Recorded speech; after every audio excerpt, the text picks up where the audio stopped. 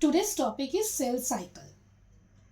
Now, a new cell जब वो बनते हैं, it has two main characteristics, that is growth and reproduction. ठीक है, तो इसके दो मेन कैरेक्टरिस्टिक होंगे एक सेल बनने के बाद, that is growth and reproduction. Reproduction is multiplication. Multiplication का मतलब है सेल डिवीजन. तो सेल डिवाइड करने से पहले वो खुद को तैयार करेंगे so that it will undergo division in the proper way.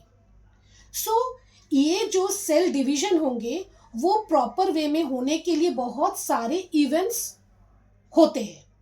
So all those events which are leading to the successful division of a cell is known as cell cycle.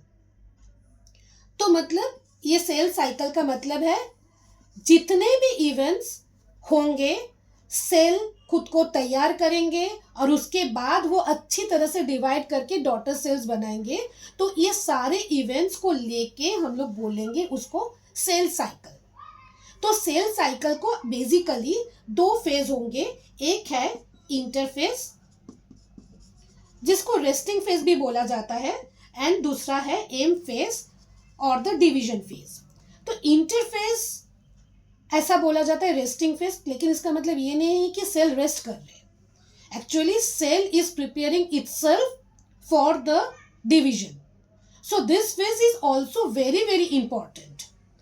So cell cycle का importance ये है कि अगर एक cell properly divide करेंगे तो entire thing will be very normal. अगर एक सेल प्रॉपरली डिवीजन नहीं करेंगे, उसका अगर एबनॉर्मल डिवीजन होगा तो there will be disaster. Okay, so ये interface we have to study interface. What is happening in the interface? Now interface has three subphases, that is G1 phase which is known as gap 1, S phase and G2 phase. So all these three phases are there in the interphase. And then there is after the completion of all these phases, the cell will now enter into the M phase, that is the cell will now ready for the division. And total cell cycle की duration is 24 hours. और उसमें से ये M phase के होते हैं time सिर्फ 1 hour. तो ये G1 में क्या होता है? G1 में सेल विल ग्रो. एस में क्या होगा?